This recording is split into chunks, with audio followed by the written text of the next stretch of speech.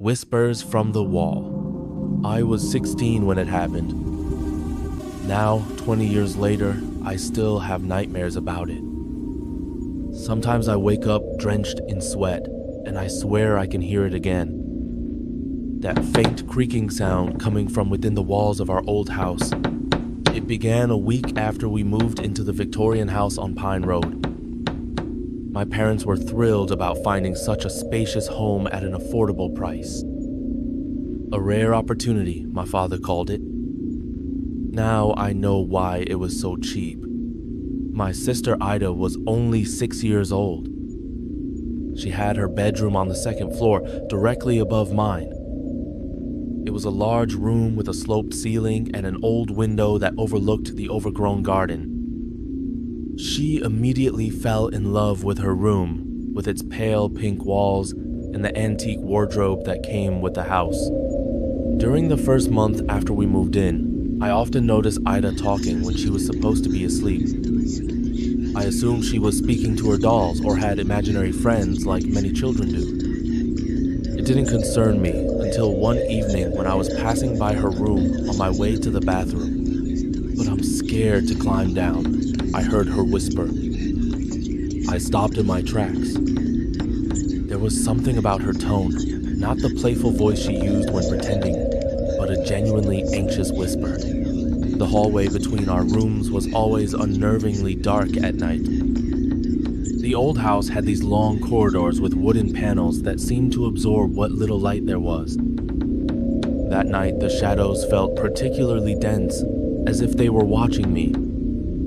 The floorboards beneath the worn carpet creaked with each step I took, announcing my presence to whatever might be listening in the darkness. I knocked gently on her door. "Ida, are you awake?" The silence that followed lasted a bit too long. Then I heard quick movements, as if someone was hastily relocating. When I opened the door, Ida was sitting alone in her bed, looking at me with wide eyes. The room felt unusually cold, despite it being a warm autumn night. The shadows in the corners seemed to pulse slightly, as if breathing. "Who were you talking to?" I asked, trying to keep my voice steady. "My friend," she said simply. "He lives in the wall." I felt slightly uneasy, but thought it was just typical child behavior. "You should sleep now, Ida. It's late." As I turned to leave, she said something that made the hairs on the back of my neck stand up. "He says he knows you. He's been watching you when you sleep." I froze. "What do you mean?" "He says he can get into all the rooms through the walls. He likes to watch people sleeping." I forced a smile and said goodnight, but I spent the entire night awake, staring at the old wallpaper in my room, listening for the slightest sound. The next day, I told my mom about Ida's friend. She just laughed and said it was imaginative play. "Children her age have vivid imaginations," she said. But when I mentioned it to my dad, he went quiet in a way I didn't like. "What did she say this friend's name was?" he finally asked. "She just called him the friend in the wall," I replied. Dad nodded slowly. "Don't encourage this fantasy of hers, Mats," he said. "Tell her there's nobody in the walls." But the problem was that I wasn't so sure myself anymore. At night, I heard creaking sounds, as if something was moving inside the walls. And Ida continued talking to her invisible friend. One evening, about 3 weeks after we moved in, I caught a nasty cold that kept me home from school. My parents both had important meetings they couldn't miss, so they went to work after making sure I had everything I needed. Ida had gone to school, and I was alone in the house. As I lay in bed, drifting in and out of a fever-induced sleep, I kept thinking about the strange noises and Ida's invisible friend. By mid-afternoon, my curiosity overpowered my fear. I decided to investigate while I had the house to myself. The walk from my bedroom to Ida's felt different in the daytime. The hallway was illuminated by soft light filtering through the dusty windows, but somehow this made the shadows in the corners seem even more pronounced. With each step, the old floorboards announced my approach with ominous creaks. The air grew noticeably colder as I approached Ida's room, despite the warm autumn day outside. I pushed open her door, half expecting to find someone or something waiting for me. The room looked innocent enough in the daylight, but there was a heaviness in the air, a stillness that felt unnatural. The antique wardrobe stood against the far wall like a sentinel, its dark wood seeming to absorb the light around it. I approached it cautiously, my heart pounding against my ribs. The wardrobe looked innocent enough in the daylight, but when I opened it, I felt a coldness that didn't match the warm autumn day outside. I began feeling along the back wall, uncertain of what I was looking for. That's when my fingers found the irregularity, almost imperceptible unless you were specifically searching for it. A thin crack that formed the outline of a small door, no larger than a child could climb through. With trembling hands, I pressed against what appeared to be a panel. It gave way with a sound of creaking, revealing a dark hole that led into the wall. My heart pounded in my chest as I took out my phone's flashlight and shined it in. It was a narrow passage, dusty and filled with cobwebs. But what really terrified me were the footprints in the dust. Small footprints that seemed to belong to a child. I slammed the panel shut and ran downstairs. When I reached the living room, I called my dad at work and told him what I had found, my voice shaking with fear. There was silence on the other end. Finally, Dad said, in a voice I barely recognized, "Don't go back up there. Wait for us to come home. I'm leaving work now." When Dad got home, he took me aside while Mom made dinner with Ida.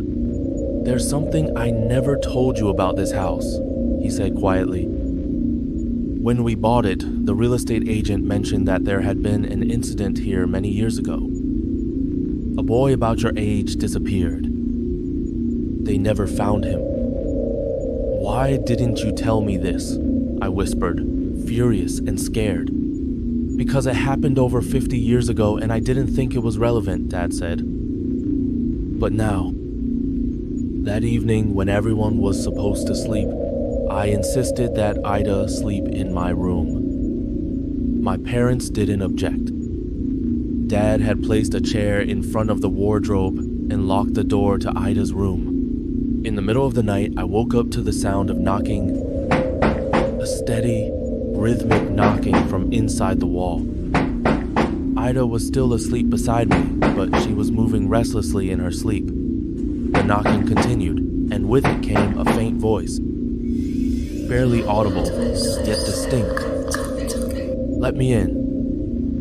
I just want to play." I pulled Ida closer to me and stared in horror at the wall where the sound was coming from. The knocking grew louder, more insistent. Now I could swear I saw the wallpaper bulging outward, as if something was pressing against it from the inside. "I see you," the voice whispered. "I've always seen you. Let me in." I wanted to scream, but my voice was stuck in my throat. Ida woke up and looked at the wall with an expression of recognition. "He's angry now," she said calmly, "because I wouldn't go with him." Suddenly, the wallpaper tore. A long rip that opened like a gaping wound in the wall. Through the opening, I saw a pale face staring back at me. A face that belonged to a boy about my age, but with eyes that were ancient and full of malice. His skin was pale and waxy, his hair matted with dust and cobwebs. Those eyes, they weren't a child's eyes at all, but something ancient and hungry. I screamed then, a sound that seemed to tear from the depths of my soul. Ida began crying, and I grabbed her, pulling her away from the wall as the tear widened. The boy, or whatever it was, began to squeeze through the opening, his movements jerky and unnatural, like a spider. My parents burst into the room. Mom froze in the doorway, her face a mask of terror. But Dad saw it too. I could tell by the way all color drained from his face. Without a word, he scooped Ida up in one arm, grabbed my hand with his free hand, and pulled us toward the door. "Run!" he shouted to Mom, who seemed paralyzed. Now, as we stumbled down the hallway, the lights began to flicker. The house itself seemed to groan, as if in pain or anger. We could hear movement in the walls all around us. Scratching, scuttling sounds that seemed to follow our path. We made it to the stairs, but as Dad started down with Ida in his arms, still gripping my hand tightly, the steps beneath us creaked ominously. I looked down and saw, to my horror, that the wood was splintering, as if something was pushing up from underneath. "Jump!" Dad yelled, and we leaped over the last few steps just as they collapsed behind us. We burst through the front door into the cool night air, Mom following close behind.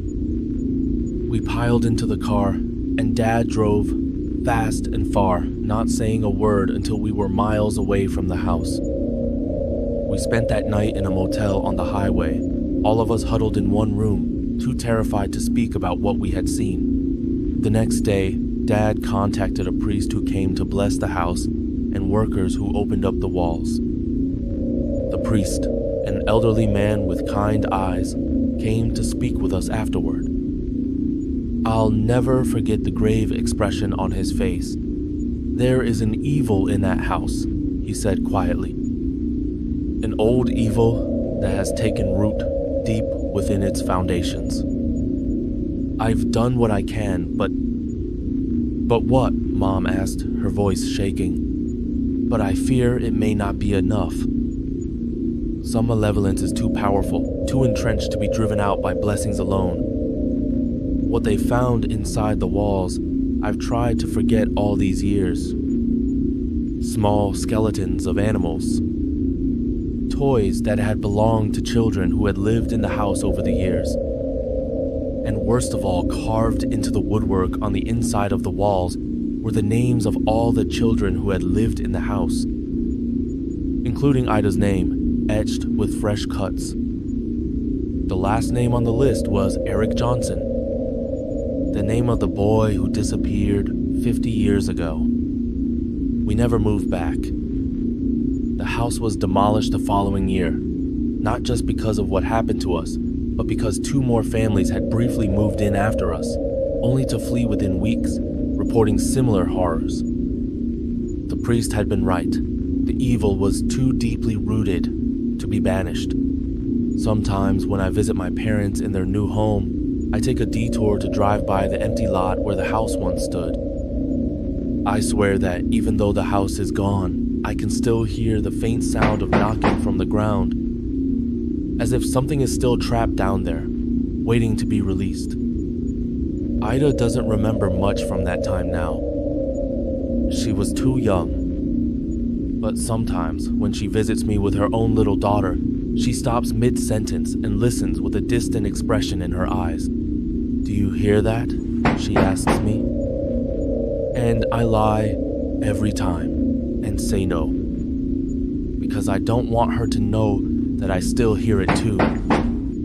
The faint whispering saying that one day it will find a way out and that it hasn't forgotten us. For some things remain trapped in the walls forever, and some things always find their way out again.